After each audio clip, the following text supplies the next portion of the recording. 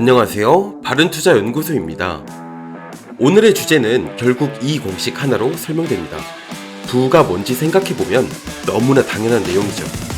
빠르게 부자가 된 사람들은 이 중 3가지 이상을 꾸준히 관리했습니다.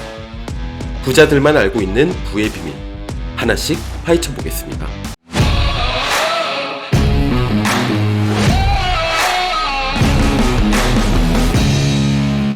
우선 부란 뭘까요? 자산에서 부채를 뺀 자본입니다. 빚만 많은 사람이 부자는 아니니까요. 그리고 한 사람의 자본은 살아오면서 벌어들인 돈에서 쓴 돈을 뺀 나머지죠. 결국 이렇게 정리됩니다. 부는 소득 빼기 지출, 그리고 소득에는 근로소득, 사업소득, 그리고 투자소득이 있습니다. 만약 이 중 하나에만 열심히 신경 쓰시면 중산층이 되실 거고요. 2가지를 확보하시면 장기적으로 돈을 꽤나 모으실 겁니다. 그리고 이 중 3가지를 꾸준히 관리하면 여러분도 부자가 될 수 있습니다. 워렌 버핏은 전설적인 투자자지만 한편으론 버크셔 해서웨이를 운영하는 사업가이기도 하죠. 그리고 검소하기로 유명합니다.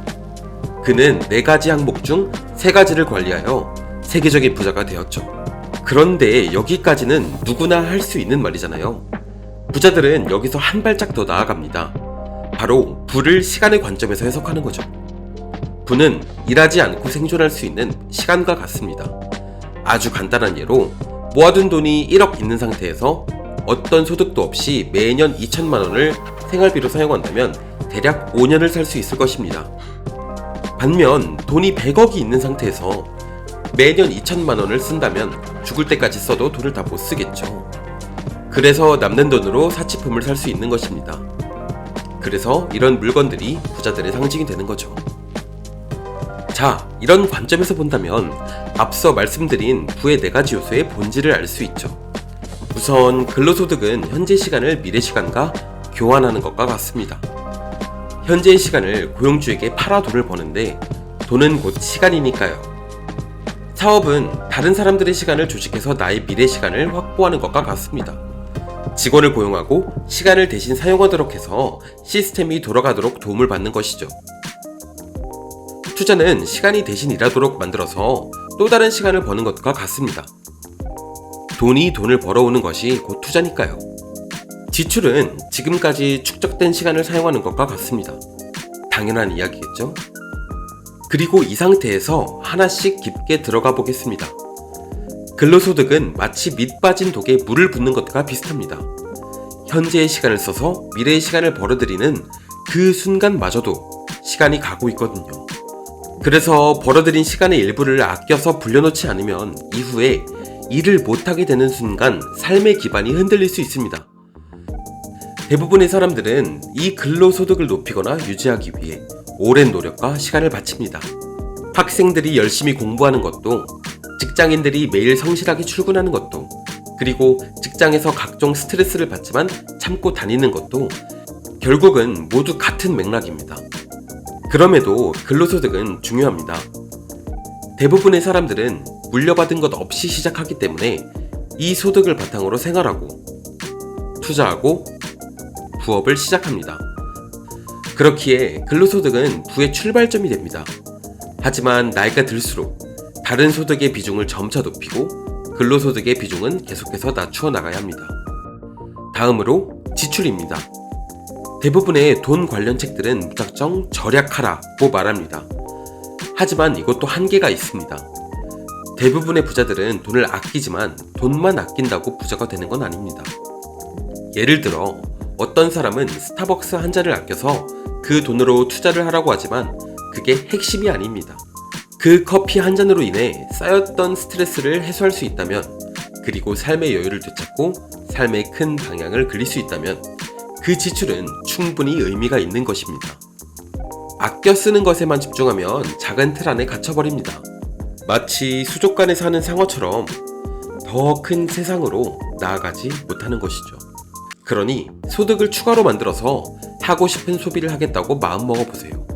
더 큰 바다를 꿈꾸세요. 그리고 만약 지출을 줄이고 싶다면 큰 지출에 신경 쓰시면 됩니다. 한국 사람들은 딱 4가지를 아끼면 생활비를 크게 아낄 수 있어요. 바로 외식비, 교통비, 주거비, 교육비입니다.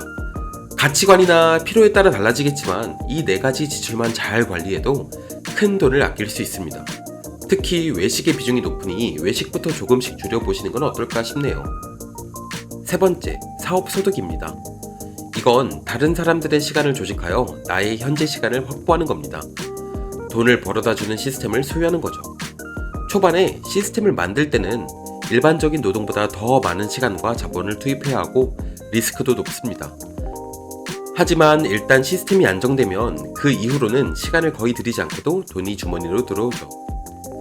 사업이 꼭 본격적인 창업만을 의미하는 것은 아닙니다. 세상의 모든 멋진 일들은 작은 프로젝트에서 시작되었습니다. 애플도 마이크로소프트도 다 작게 시작했죠. 그러니 여러분도 부업으로 작게 시작해보세요. 주말을 이용하고 출퇴근길을 이용해보세요. 특히 요즘은 인터넷으로 부업을 시작할 수 있습니다. 이모티콘을 만들어 팔 수도 있고 유튜브에서 콘텐츠를 만들어 볼 수도 있습니다. 네이버 스마트 스토어에 눈여겨봐왔던 상품을 팔아볼 수도 있죠. 늘 돈을 주고 사던 입장에서 공급하는 입장이 되어보세요. 이 경험은 비록 실패하더라도 큰 자산이 됩니다. 관점이 다양해지고 많은 것을 배울 수 있기 때문이죠. 그러니 시간이 날 때마다 기회를 찾고 작게 시작해서 점차 키워나가세요. 운이 좋으면 조금씩 성과가 날 거고 그러다 어느 순간 사업소득이 근로소득을 따라잡는 순간도 올 것입니다. 마지막으로 투자소득이 가장 중요합니다. 일을 하든 사업을 하든 결국 종착지는 투자입니다. 돈을 버는 것만큼 지키는 것도 중요하거든요.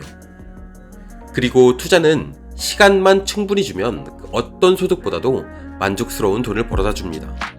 이미 확보해둔 나의 시간이 미래의 시간을 벌어오고 그 새로운 시간이 함께 일을 해서 더 많은 시간을 벌어오거든요.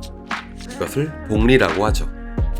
예를 들어 미국 주식에 투자한다면 낮에는 내가 직접 일하지만 밤에는 내가 투자한 돈이 일을 계속하면서 소득을 만들어내죠. 그리고 투자는 사업가가 아닌 평범한 사람들에게도 기회를 주는 유일한 수단입니다. 모두가 특별한 아이템이나 비전을 가지고 있지는 않습니다. 그러니 그 대신 이미 사업을 하고 있는 사람에게 가진 시간을 일부 빌려주세요. 투자에 필요한 건 그저 많은 시간과 좋은 시작입니다. 기대 수명이 83세인 시대입니다. 시간은 많습니다. 그저 좋은 시작을 하시길 바랄 뿐입니다. 그리고 그 계기가 이 영상이 되기를 바랄 뿐입니다. 이상으로 바른투자연구소였습니다. 더 좋은 영상으로 찾아뵙겠습니다.